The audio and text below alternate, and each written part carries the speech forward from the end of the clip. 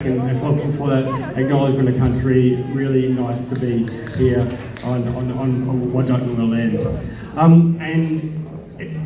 As Dean said, I've had the honour of representing you for the last about 3.5 years in a parliament that has been, it's been really good to be there because we have been able to talk about evidence and truth and bringing frankly, the only progressive view in the parliament.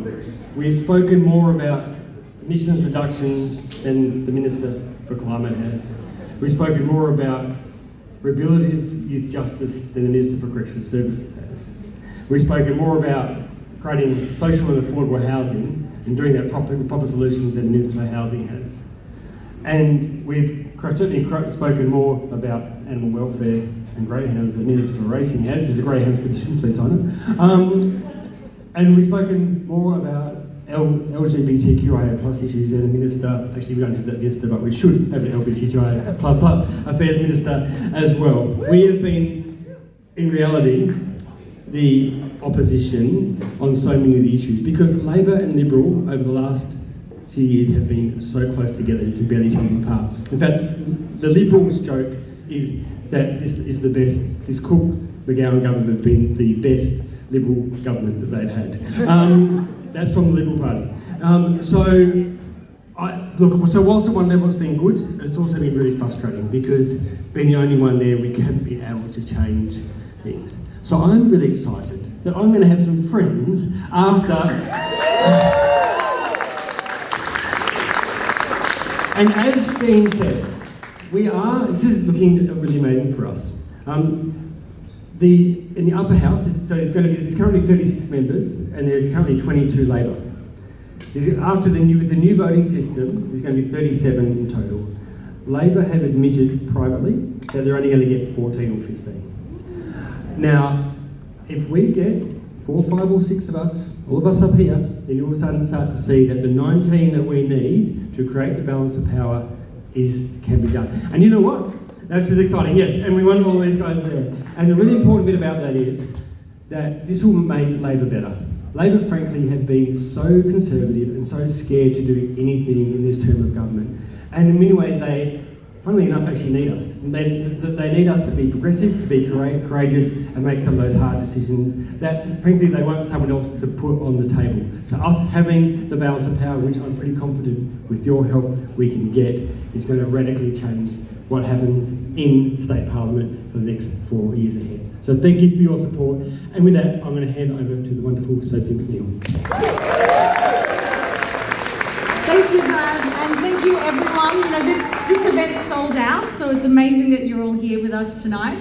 And also just a special thanks to some really amazing people in the room who inspire me every day with their courage and their commitment to making this world a better place. To Ayman and Samiha and the Palestinian community, Mums for Palestine, Students for Palestine, FOPLA who are here tonight, our amazing friends in Disrupt Burrup Hub who are here tonight.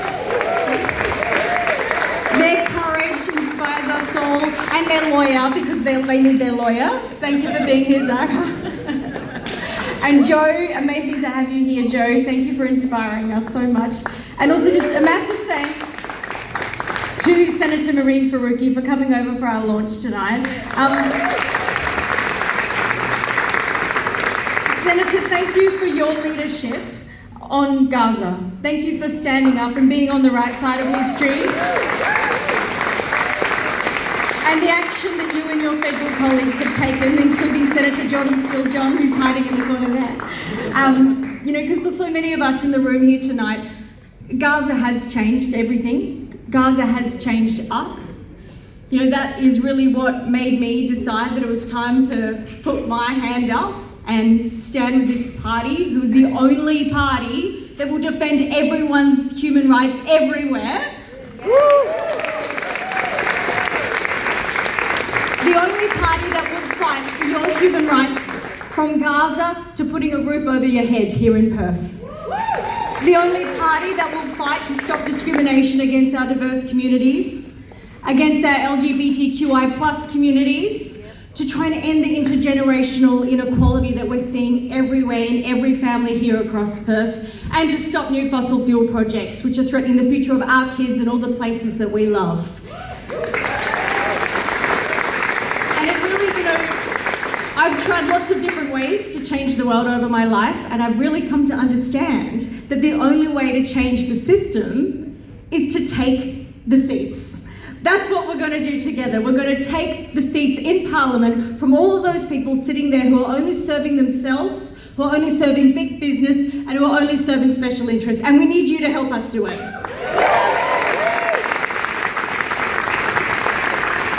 And while our campaign has only just been gearing up, we've already been receiving so much incredible support, your time, your energy, to be out there alongside us on the campaign trail. I can't wait to door knock with all of you. That'll be amazing.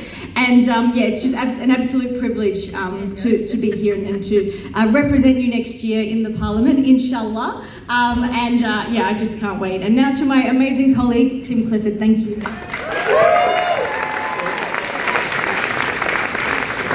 Thanks everyone, and how cool is this team? Like, how amazing people. Like, I can't believe I'm standing on a stage with so many good people, and to see so many wonderful friendly faces I've seen throughout the years campaigning with me. You know, so many doors knocked and so many election cycles to go through, ups and downs. We've been there together, we've been in the trenches, we've been there together all along the way, and we're here facing what is going to be an historic election. It's going to be so important that we really get together, we stand together, and we tell the political system, the machine of this two-party system, no, it's not good enough. It's not good enough to keep people in poverty. It's not good enough to put nuclear submarines off the coast here. It's not good enough to keep driving the devastating climate crisis that we see unfolding on our televisions and in our streets every day of the year. And it's not good enough to kick communities just because it's there to kick them to win votes. I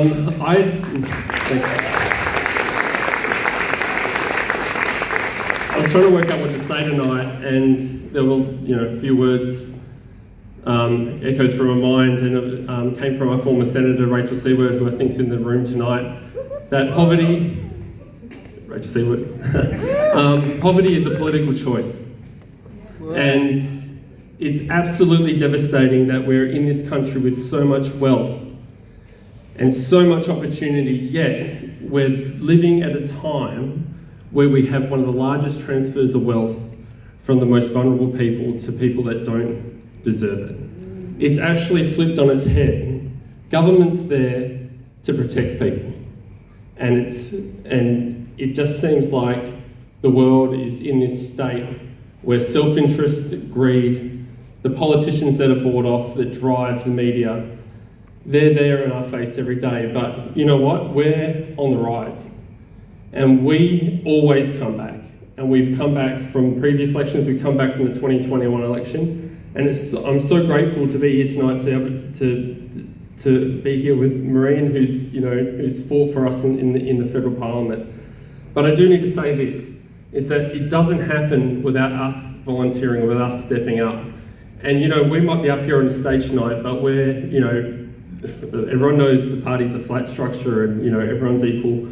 But we do need everyone to step up in this upcoming election, because if the way that we do that to get around, because there are going to be some nasty people saying some nasty things about our party and lying, and the way that we change people's minds and we get out there is that we have to speak to them directly. So if you haven't volunteered already, stand up, put your hand up and volunteer for this election, because we're going to go all the way. We're going to take the balance of power in the state parliament, and we're going to take it straight to the ALP that have failed so many community members for the past 4 years, because it's just unacceptable. So I'm excited and I'm fired up for this election, and I'm so grateful to be here on this stage with amazing people. So thank you so much for coming out tonight. Get ready, volunteer, donate if you can, and I'll see you on the streets.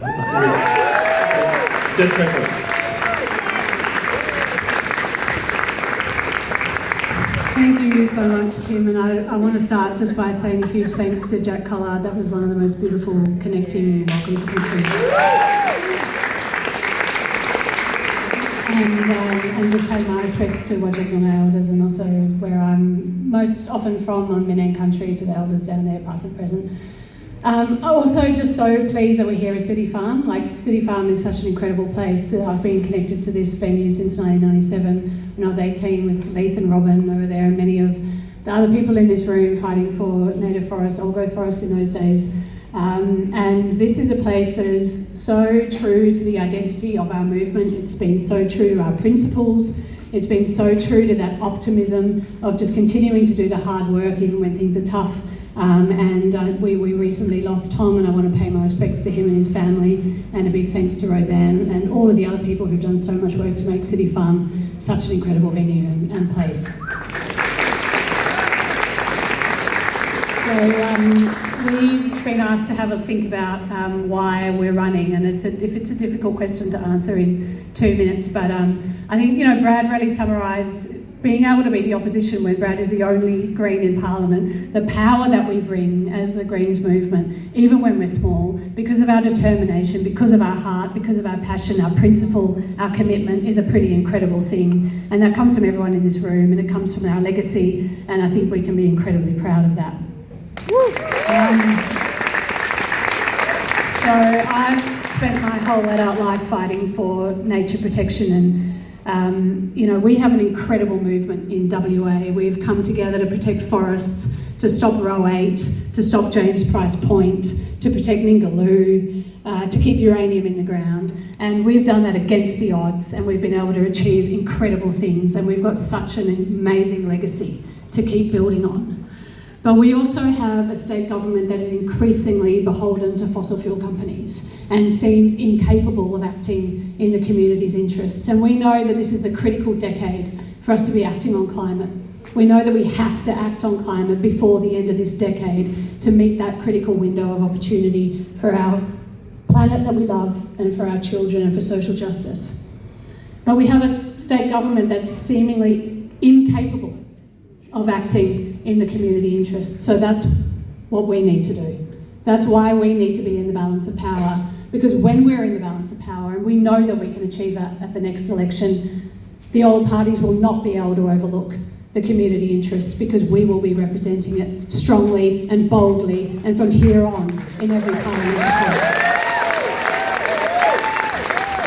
So in order to achieve that, for all 6 of us to be elected, we need 15% of the vote. And I know that we can get that. We're already on 12%, we've got ages to go. We can absolutely get to 15%, but we're going to need everyone in this room and all of your networks to achieve it. This is a campaign of historic significance. Because of the change to the electoral rules, we know that we can get balance of power, and we know that we can then hold the balance of power. And from now on in WA, we know that we can have parliaments that are representing community issues, that are acting on climate, and that are protecting nature. And I'm really excited to be a part of that. I'm going to pass on to Elaine. Kaya, welcome to everybody that's come here tonight. I can't believe the turnout we've had. I'm looking so forward to the coming months in the campaign. And thanks to Jack for that lovely welcome to country. I just love hearing the Noongar language spoken.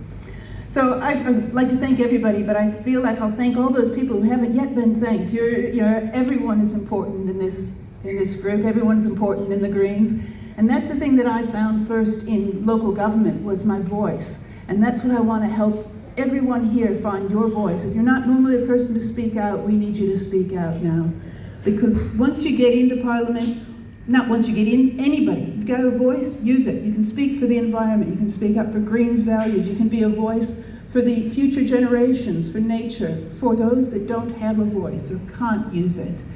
We need to be able to raise that voice. And I was in Parliament in the term before this, and that's what I found, is that they listen. Don't always act. It's not legislation that we may be changing, but we can still influence. I used my background I'm in the regional area for the last 30 years in Albany. I'm an accountant, to actually make a difference with the budget. You can influence here and there and redirect them, because sometimes they don't know what they're doing. All the time. Yeah, maybe a lot of the time they don't know what they're doing. So sometimes they're willing to be influenced, and that's where we can really raise the voice of the Greens' values. We can raise the voice of the community. One of the things I did was just reestablish funding for the community resource centers in the regional areas. I've got a very strong regional connection here. We stopped water trading in the last term of government. It was really important to do these things, even though they never get any publicity, they don't show up in the legislation. We need to be in there to actually make a difference. And it's been great having Brad there, but of course one person on their own can't go across all the different range, and that's why we need all 6 of us there to share those portfolios, put the effort in.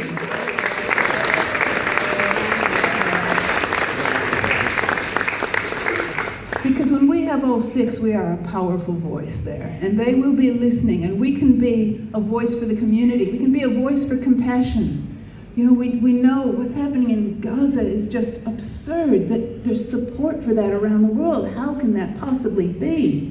We've got to stop that. I've been down on the Albany street corner once a week for an hour, just voicing my belief in the way we're treating refugees is wrong, and we need to do that. So we need everyone here just being active in whatever way you find to use your voice and get those Greens values across, because that's what we're here for. Not just for us, but for the landscape, for the future generations, for nature, for the people who can't use their voice.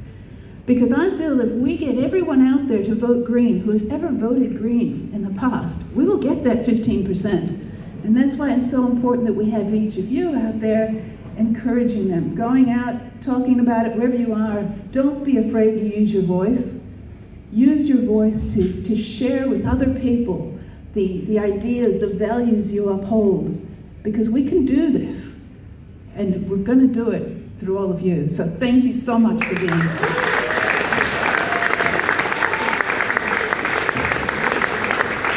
And let me now introduce Clint. He's a man I'm going to learn a lot from when we're in Parliament together. I look forward to it. Thanks, Diane.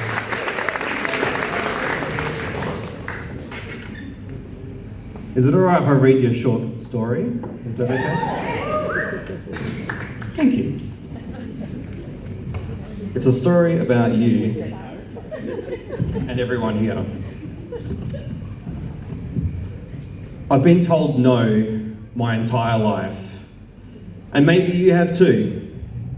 Maybe at first from protective and loving parents, but over time it has come from people and causes that are neither protective or loving.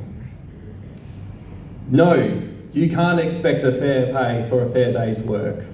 No, you can't expect to live near your work or have accessible public transport. No, you can't expect long-term secure renting or limits on rent increases or mould or other repairs fixed. No, you'll just have to put up with the price of groceries and the price of fuel. And no, we can't transition to renewables or protect our precious country from needless destruction. And many times I've been told, no, I'm not going to vote Greens. And then most voters in WA and Australia said no at the referendum, asking if my people should have a voice to the parliament that rules over our lands. I don't know about you, but I'm tired of hearing no.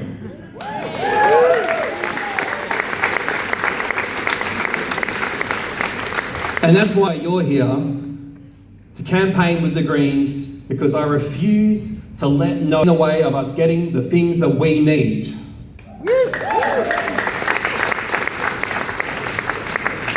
My experience campaigning in this movement and in the party over the last few elections is that the difference between a no and a yes can be a matter of minutes, a single moment even.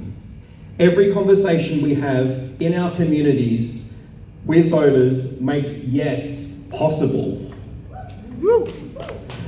Thank you. It makes decent renters' rights possible. It makes affordable and accessible housing and healthcare possible.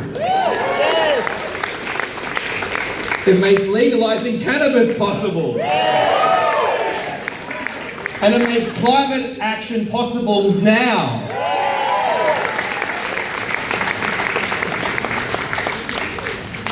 Together we can undo years of people hearing and accepting no for an answer by making the time to connect with them where they are. We can and must build power by also winning lower house seats. Sophie Greer, Felicity Townsend, just to name a couple, right? Perth, Fremantle, there's a campaign near you. Hey, Felicity. A round of applause for Felicity.